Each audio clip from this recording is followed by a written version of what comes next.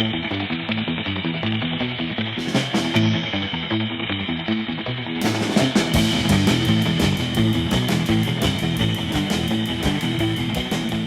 surf's up, everyone, and thanks for tuning into the Bible Geeks podcast. I'm Brian Sheely. I'm Ryan Joy. And thanks for tuning in to our 7-sermon Summer Surfing Spectacular. Today's episode, we've got Ryan Goodwin joining us. He's going to have a sermon about all good things that we're going to talk about in just a little bit. But Ryan, before we begin, it's the summertime. Let's kind of just talk about some of our favorite things in the summer. Do you have like a favorite summer treat that you lean on that's something that like you have to have when you're at the beach or like outside working in the yard or something like that? Okay, I'm so glad you asked me this because I just discovered watermelon aguas frescas homemade. Like watermelon's cheap right now, and so I've been buying a bunch of watermelon, chopping them up, running them through the blender, throw in some lemon juice, maybe a little sweetener, a little, I put some strawberries in there, blend it up, and then you just filter it out, chill it. It is so refreshing. It's like my favorite thing of the summer. What about you? I don't really have a go-to like that right now. Nothing obviously in mind, but we just did buy a whole bunch of Island Way. I don't know if you've like Costco sells these, it's like fruit sorbet and stuff, but it's put inside of like half cut out like oranges or coconut shells or whatever. Oh, I remember those. It's been a decade or more since I've had one, but yeah, those are cool. I forgot about those. They're kind of a seasonal thing that we get around the summer every time. And boy, that's like, my daughter will devour those things and she leaves me all the coconut ones. Feels very summery around that time. But we're talking about favorite things and good stuff, and that's really what Ryan's sermon here is about. And I'm really getting excited about this this conversation you guys are going to have about his sermon, and then we'll dive right into the sermon. So without further ado, here's the conversation with Ryan and Ryan. Well, Ryan, it has been too long since we got to really hang out and talk, but it's such a blessing, I think, to all of our listeners and to me to be able to feature one of your sermons. You are one of my favorite preachers to listen to. And we've got a treat here, a lesson that goes into all kinds of layers. You make this reference several times to Russian nesting dolls. And that's kind of how I thought of this sermon is it's like we keep opening up the nesting dolls and there's more layers to this lesson as we sort of unpack. But thanks for being on today. Oh, thank you. I'll say that when I put this lesson together, it was also a lesson that in constructing it, I kept discovering new layers. I'll tell you right away what the inspiration was. I was having a Bible study with a member from our congregation, and we get together almost every week. He's a really neat guy. He's got a great life story, and we have kind of a standing appointment to get together and study. And we just ask neat questions. And so one time, just out of the blue, he's like, listen, I know we're studying something else, but I want to get your take on James 1:17. Why, in James 1:17, why does he say two different things here? And I said, well, what do you mean by that? And he pointed out the passage that's, the centerpiece of this sermon. Every good thing bestowed and every perfect gift is from above. And he said, why would the writer say every good thing, but then also every perfect gift? And I guess I didn't have a good answer at the moment because I guess I've read this verse 1,000 times. It never occurred to me. I thought that they were just synonyms for the same thing. And James was just being, elaborating. And he said, think about it. Are they two different things? And the more I thought about it and we discussed it for a little while, he was the inspiration for kind of going down this rabbit trail that every good thing and also every perfect gift comes from God. And so the good things that God gives and also the perfect gifts that he gives, I just realized I think that James is talking about two different things there. So then I studied it and then I realized wait a minute, there's actually a deeper point here. And it's really a theological lesson about God's very existence and how do we prove God's existence? Proof not in the scientific sense of proof, but proof in an argument sense, right? A logic sense. So that's kind of where this lesson came from. So I like if you enjoyed it listening to it, I enjoyed it putting it together. That's so cool that double statement there that we just did an episode this last season on James where we really focused a lot of the discussion around this word for perfect, the teleos, this completeness and perfection, and that's such a theme. He wants us to be whole, like God the Father is perfect and consistent and whole and complete, and His gifts are multi-dimensional, many layered, I guess, as Yeah. you play this out. And you talked about this idea of the gift behind the gift. And without, giving everything away, I guess, I mean, we don't have to you don't have to repreach the sermon, but can you just help us make this connection between perfect gift and meaning or this gift behind the gift? Well, we can give a lot of different things, right? We can give things that are very utilitarian. A package of socks for Christmas, right? That's a good Worst thing. Like, gift I ever. mean, nobody's going to say no to a packet of new socks. Sure. It's a good thing to have new socks, but is a packet of socks, is it a perfect gift? And perfect in Mm, the sense of what you're talking about is a complete gift. It's a yeah. gift that is brought to its fullness. Mm. But then there are certain gifts that we give that they're not a packet of socks. It's not an Applebee's gift card. It's something that we know something from a loved one's childhood, something with sentiment and meaning behind it, maybe a story behind it, a book that this person read as a child. They've never been able to find it because it's out of print. Um, a framed photograph of a special moment that's on film. It's not digitized. So we give this gift and it's not even the thing about the thing itself, the object. It's about the Mhm. sentiment behind it. What does the gift mean?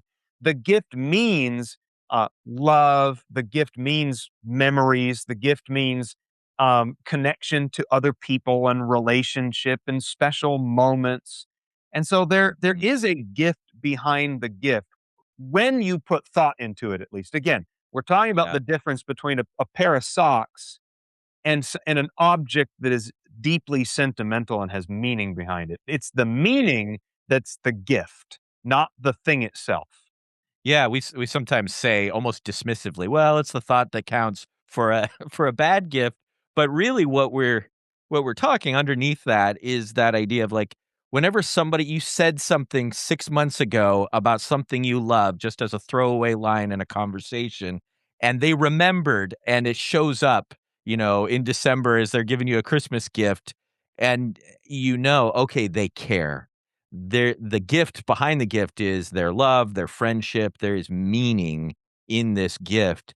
And we mentioned it and you set it up, this idea that there's a turn mid sermon and I love sermons that do this where you're talking about one thing and then like you said you discovered something that becomes this part 2 of the sermon within the whole sermon and it becomes not just about gratitude but about apologetics and I preached last year I think on this the argument from meaning and I Mhm. found that besides maybe the resurrection of Jesus and the facts there for me personally as far as the philosophical arguments for God seeing how we are these meaning making machines who see meaning in everything and just want to discover that and life wants to have meaning and how sad if our suffering doesn't have meaning and our difficulties and our good things don't have meaning.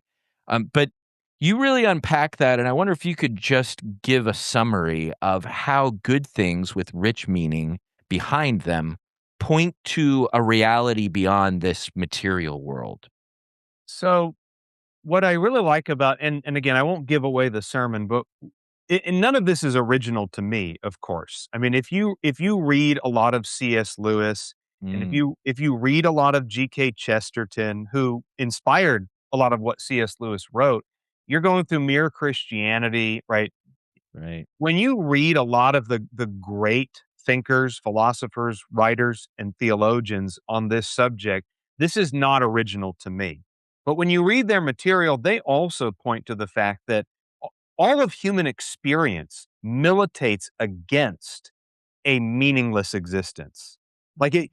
Just ask any atheist, any agnostic, anybody who's skeptical of God, just say, your assertion that this universe is meaningless goes against all of the experiences of your life. A pure naturalist, a pure materialist, a pure atheist would say, yeah, there is no ultimate meaning.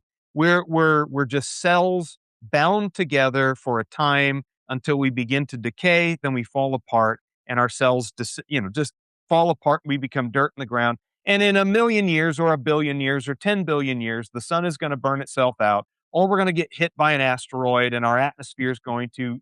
And so they would say that life is meaningless. But I say, okay, you make that assertion. So then why do you find aesthetic beauty? Why can the most diehard atheist wander through an art museum and be touched by one painting versus another? It's just oil paint on canvas. It means nothing. But Right. one painting or another painting will touch your soul. Why does one song have special meaning versus another? And tell me what the evolutionary explanation is for that. Like, that's the challenge to me. Is a lot of the greatest gifts in our experiences are our sweet relationships, our appreciation for aesthetic beauty, our appreciation for music and the memories imbued. A lot of that not only cannot be explained by evolution, but a lot of those things, again, militate against evolution. Our most cherished experiences are not biologically productive. They're not conducive to survival. They don't perpetuate DNA or the species. In fact, a lot of our greatest experiences, our most treasured relationships, are I don't know what the word would be for anti-utilitarian, but Yeah. they're They- anti-productive, anti-evolutionary. They again, they militate against what would be pure materialism. So I just think it's a self-defeating argument, It because if is. you're going to make the argument that God doesn't exist and life is ultimately meaningless, well, okay, let's rubber meets the road now. Put that into action. I want to see. I want to see what that life looks like for you, because clearly you are seeking as much meaning in your life as I am. Yeah. Yeah. It's like saying there is no true morality or there is no conscious free will. I mean, they're easy ideas to say and you can argue for it, but you can't live that way. No Yeah. one lives that way, and no one lives as if there's no meaning in their life. You can't do it. God built this into it, into our hearts. He set this in us. And I really appreciate that explanation. And I think maybe our listeners can already hear what a treat they're in for, and just another good and perfect gift, this sermon. And so we'll listen to that right now. Every Perfect Gift by Ryan Goodwin, preached at the Glen Springs Church of Christ. Thanks again for being on. Let's listen to the sermon. So if you've got your Bibles open to James chapter 1 and verse 17, in New American Standard, that passage reads, "Every good thing given and every perfect gift is from above, coming down from the Father of lights, with whom there is no variation or shifting shadow." So James chapter 1 and verse 17 is actually holding a little bit of nuance in those phrases. And again, in New American Standard, you have two kind of separate things here. That God is both the giver of every good thing given. Okay, so you have good things given, but then he's also the giver of every perfect gift bestowed. And again, there's some nuance there, because if you actually look in those words in the Greek, they come from the same Greek root word, essentially, for gift. And some English translations even have it just as gift and gift, as in like American Standard Version, King James Version, New King James, even ESV all say every good gift and every perfect gift is from above, as if they're both the same thing. God gives good gifts, God gives perfect gifts. And I think that does not really convey the sense of what James is trying to say here. It's not just that God gives, he gives good gifts, ho-hum gifts, like a pair of socks at Christmas time. But God also gives perfect gifts, like really thoughtful gifts as well. That's actually not what James is trying to say. They're two separate things that he's saying. They differ, even though they come from the same basic Greek root word, they differ in form and spelling and meaning. The first is the actual act of giving something. That every good thing given, as in God gives every good thing. It is not just the act of the giving itself, but also the perfect gift that comes as a result of it. That is, in fact, what makes a gift perfect. It's not necessarily the thing itself that makes the gift perfect. It's what's behind the gift. It's the meaning behind the gift. God gives us good things. But what is the gift behind the good things that God gives us? Let me give you a perfect example. I like knickknacks. I'm not a hoarder or anything, but I like my knickknacks. If you go into my office down the hallway, there's a lot of random stuff. I view them as conversation starters. I think it's nice when someone comes into your office and you can have like a baseline of things that you can talk about. And people say, hey, what's this thing for? Well, what's that thing for? And a lot of the knickknacks in my office are gifts from people. Now, they don't mean anything to you, and at face value, they really don't mean anything at all. They're just things. But there's meaning behind the things. This is my grandpa's mitt. Now, this does not have any obvious value to me. I didn't play baseball. I didn't play adult league softball. So why do I have a mitt? Well, because there's attachment to it because of the family relationship. That means something.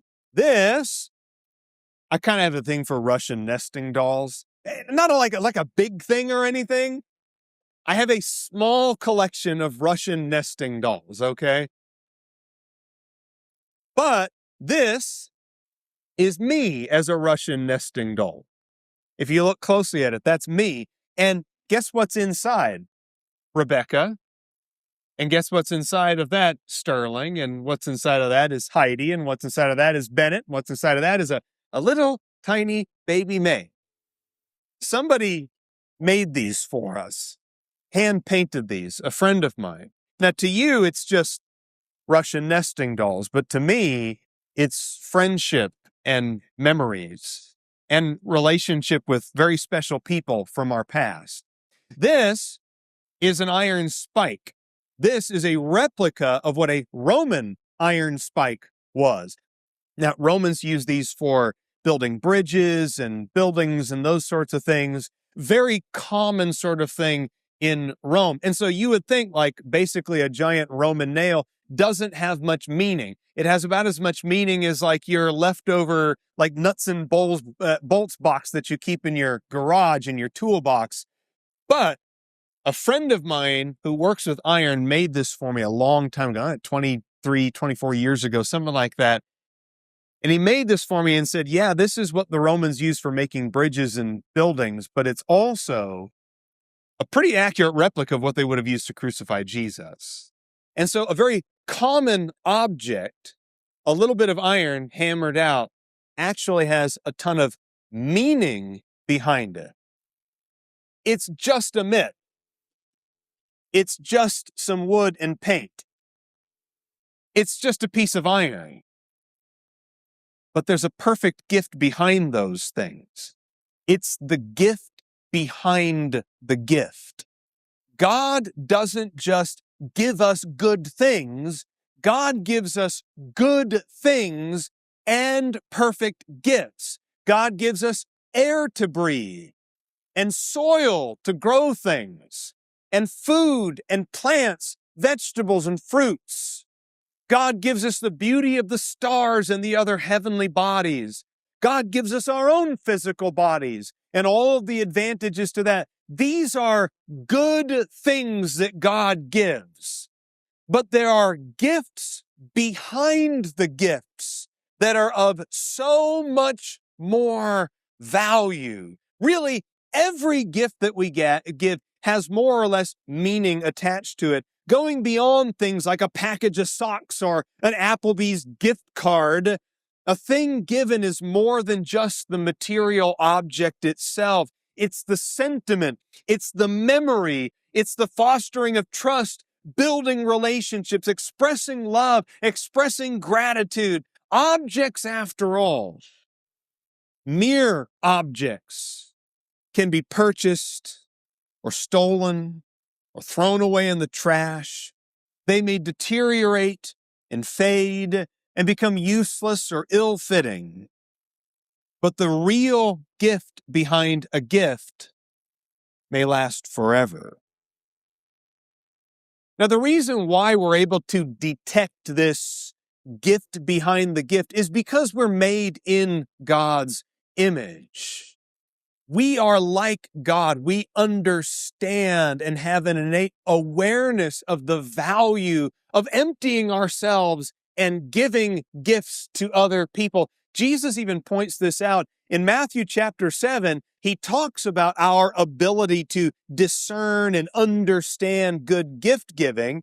In Matthew chapter 7, he makes the following comment in verse 9, or what man is there among you when he shall ask him for a loaf will give his son a stone? Or if he shall ask for a fish, he'll not give him a snake, will he? He's basically saying, like, it's built in. We know what good gifts are and what bad gifts are. And when your son asks for food, you don't give him poison. We understand that, and we're just people. If you then, being at least relatively evil compared to God, know how to give good gifts to your children, how much more shall your Father who is in heaven give what is good to those who ask him? So we have a built-in, innate sense of gift giving because we are like our Father who is the ultimate gift giver.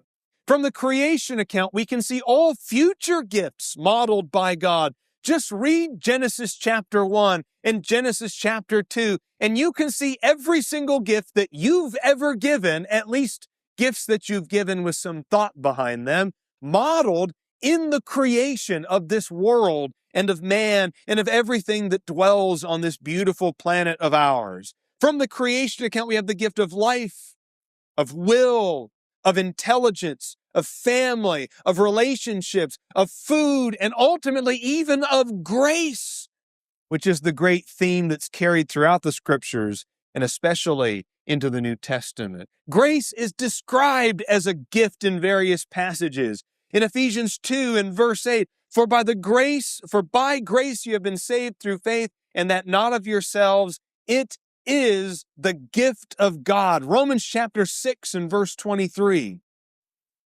Similarly, in Romans chapter 6 and verse 23, for the wages of sin is death, but the free gift of God is eternal life in Christ Jesus our Lord. And even pagans can see the gift behind the gift. Even pagans can recognize that there is something going on that is beyond just air to breathe and water to drink and food to eat from the soil. Even pagans can attribute and recognize and understand that there's a power behind these things and some depth and some substance to it beyond just the thing itself. There's an old hymn called Back of the Loaf. And part of the lyrics are very poetic as they say, back of the loaf is the snowy flour, and back of the flour is the mill. Back of the mill is the wheat and the shower and the sun and the Father's will. And what that poem is saying is, if you just follow things backward, you go from the loaf of bread that's on your table, there's something behind that. And what's behind that is the process involved in milling the flour. But behind the mill and the flour, you go before that, and it's the wheat in the field. And before the wheat in the field is the soil and the sunshine and the rain. And what is before that? Oh, what is before that is the God who is the giver of every good thing and every perfect gift bestowed. Let me give you a few considerations here. You can have all the good things bestowed, but fail to find the perfect gift. Take the Israelites, for example, which could probably be a sermon all its own. I'll go very quickly here and move on, because maybe I'll double back and preach a whole sermon about this at some point. But think about every good thing that the Israelites had, right? Just the good things, not even the perfect gifts yet, but think about the good things that Israel had. The good things of being rescued from Egyptian slavery, the good thing of being rescued at the Red Sea from Pharaoh's army, the good thing of manna in the wilderness, of birds descending upon them to bring meat, of water literally breaking forth from rocks in the desert, the good thing of the law at Mount Sinai, the good thing of the cloud by day and the pillar of fire by night, God's presence in the camp and the tabernacle, and then go through their whole history of prophets leading the people, of prosperity in the land flowing with milk and honey, of deliverance in battles, of a king like David being the model for all future good kings in Israel, and finally, the promise and the hope of the Messiah. God gave many good things to Israel, but they failed pretty miserably to apprehend the perfect gifts that he was offering. And the prophets, as you can see up on the screen from Jeremiah, for example, but Isaiah as well, Ezekiel, the prophets really make that failure clear. Do we do the same things? Do we fail to understand the gift behind the gift when we partake of the good thing that God gives us?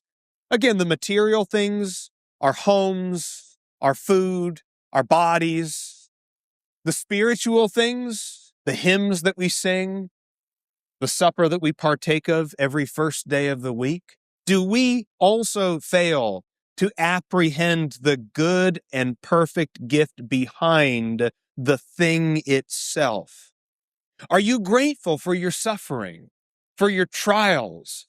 Are you grateful that God has led you into your own times of wilderness? Are you grateful that God allowed you, like the Israelites, to be humbled and hungry, that you may learn that man does not live by bread alone, but by every word that comes from God? Are you grateful for the thorn in your side? Do you thank God for your suffering?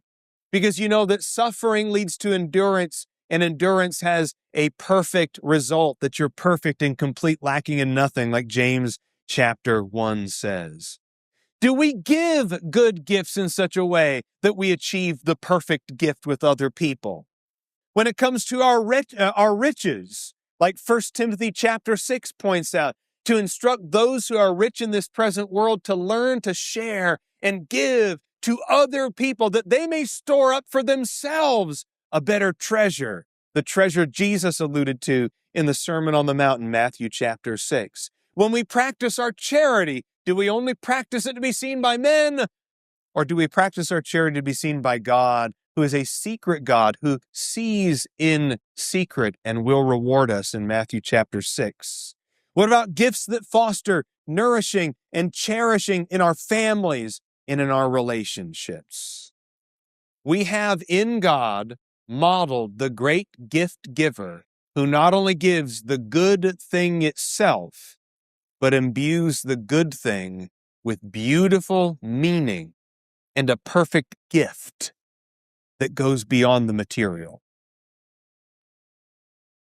Now, I could end the sermon right there. And I probably should do one of those, this needs to be a two-parter because of time constraints thing. But there's one more really big thing. And I'm not sure that it will have the same impact if I have to pick up the pieces next week and sum it up and come back to it. I want it to have its impact right now, right here. Bear with me. I thank you so much always for your patience. But I think that James 1 verse 17 is also a proof of God's existence. What? Where are we going with it? I thought this was kind of like a way too early Christmas sermon we were going through, Ryan. And you're just out of nowhere saying that, like, this is an argument and a proof for God's existence? Yeah, it is. James 1 verse 17 is, I think, a powerful, convicting proof of God's existence. Now, here's where I'm going with that. All of the good things given and the perfect gifts bestowed come from where? James 1:17 says they come from above. They come from above, from God, who is like a perfect light. There is no shifting shadow or variation with him. Gifts cannot be divorced from their meaning. It's built in. It's automatic. When I pick up my Russian nesting dolls, hand-painted to look like me and my family, I don't have to sit here and go, well, what am I supposed to think about this? Well, what am I supposed to feel about this? I don't pick up Grandpa's mitt and go like, wait, who did this belong to? I mean, I never played ball, so I don't pick this up and have to scratch my head and go, well, wait a minute. Why do I keep this on my desk at the office? It is built in. It is automatic. When you look at the wedding band on your finger, you're not sitting there going, well, that's a strange thing. A bit of 24 karat gold on my hand. I wonder how much that's worth. It's automatic. It's built in. You don't have to actively recall the memories and the feelings associated with the great perfect gifts because they are uncontrollably released by the thing given. All of the perfect gifts that even the hardest skeptic will experience at some point in his or her life militate against materialism and atheism. Why? To the atheist I say, why do certain objects evoke feelings in you? To the mere materialist I say, why are you sentimental about things? Cold, heartless material. It's just a little piece of gold on your finger. It means nothing if, in fact, you really are a materialist. Why do we judge things as beautiful or virtuous or good? The materialist, and what I mean by materialist is in the strict sense, a materialist is somebody who views physical matter, biological processes, and empirical evidence as the only reality. That is that if you cannot prove it in chemistry, and you cannot prove it in math, and you cannot show me the empirical evidence behind it, then I don't believe anything. The pure materialist views the material of the universe as it. That is reality. There's nothing more to it than that. There is nothing spiritual. There is nothing ethereal. There is nothing eternal. It is just the raw material, and that's it. You can dismiss with your words the divine origin of perfect gifts much easier than you can dismiss it in fact, and especially in practice. I just don't believe it. I just don't believe it. When an atheist says that there is nothing meaningful, when an atheist says that this universe is just the material and that's it, I don't believe you. Now, you can say it with a lot of confidence, and you can be Richard Dawkins and write a long book about it. I don't believe you. I don't believe you. Because the very same atheist who says there's nothing spiritual, there's nothing ethereal, there's nothing eternal, it is just the matter, it is just the universe, we're all just living on a rock, a bunch of molecules clumped together for a little while until they decide to stop being clumped together, we deteriorate, we're gone, and then someday the sun is going to burn itself out, or we're going to be destroyed by a giant meteor that comes and wipes out life on planet Earth. It is meaningless, there's nothing here except just the stuff that we're looking at. Like, no, I don't believe you. Why do you go to an art museum then? What a waste of time. I believe when an atheist says that, I believe them about as much as when a widow says, oh, this ring, it doesn't really mean anything to me. Why do you feel things? Why are you provoked? Why do we listen to music? Why do we practice charity? Why do we feel compassion for a homeless person? Why do we pick up a stray dog? Why do gifts mean anything to you? In a room of 1,000 people, why does your spouse stand out more than the others? Because even the most diehard atheist or materialist or biological pessimist would agree with exactly what Song of Solomon said, that my beloved is one among 10,000, outstanding and dazzling. But why? Because in the end, you look at things like charity and compassion and virtue and self-sacrifice and beauty and discipline and contemplation and family and love, the perfect gifts that God gives us. And I ask, what makes more sense? If we're going to be logical about this, let's be logical. You tell me what makes more sense, that all of these things come from above as rays of light from our Creator. They're aspirational, they're metaphysical, they're spiritual imprints that point to our spiritual origin and our spiritual destiny. Or they're just the result of mindless, random, purely material processes in a cold, ultimately meaningless universe. Tell me what actually makes more sense. Now, I get it. The atheist will say, well, I'm sticking to my guns. I do believe it's just biological processes. Family is just something that came along because of an evolutionary process where we realized we survive better with family. Marriage is the same way. Beauty and aesthetics, preferring one food over another. It's just markers to help us know what's poisonous and what's not poisonous. Clearly, okay. I think in the end, the argument is self-defeating. I'm an atheist and I still find joy, virtue, and beauty is self-defeating because it betrays an awareness of metaphysical things.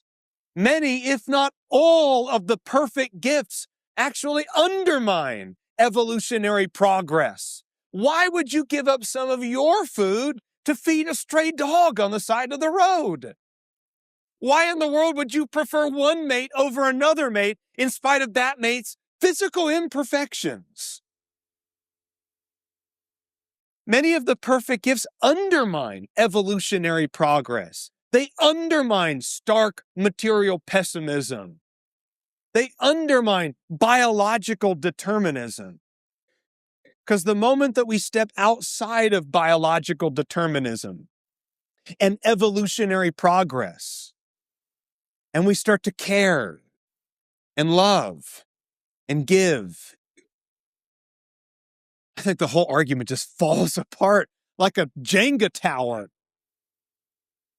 One cannot espouse atheism and still enjoy the gifts behind the gift, and to be consistent at least. And that is because, in spite of what an unbeliever says, their own experiences, an entire lifetime of their own personal experiences, present a weight of undeniable evidence that the perfect gifts come from above. As Paul points out in Philippians chapter 4, and the peace of God which surpasses all comprehension, as in empirical evidentialism, pure materialism, biological determinism, the peace of God which surpasses all comprehension will guard your hearts and minds in Christ Jesus. So finally, brothers and sisters, whatever is true, whatever is honorable, whatever is right, whatever is pure, whatever is lovely, whatever is commendable, as in the perfect gifts from God that go beyond the mere material. If there's any excellence and if anything worthy of praise, think about these things. As for the things you've learned and received and heard and seen in me, practice these things, and the God of peace will be with you. So I encourage you at this time that if you're not a Christian, please give some consideration to your own life's experiences and question yourself. In the midst of all of this materialism, do I not still feel and experience and see for myself the ray of light from God, who gives all good things and bestows perfect gifts, who has no variation or shifting shadow, for he is all good, all pure, all love, light from above. All right, well, thanks so much for tuning in to this episode for Ryan's sermon and our conversation here in the 7 Sermon Summer at Surfin Spectacular. Really appreciate you taking some time, whether you're on the beach or whether you're hanging out with your family somewhere. We'll be back here soon in short order, but until then, may the Lord bless you and keep you. Shalom.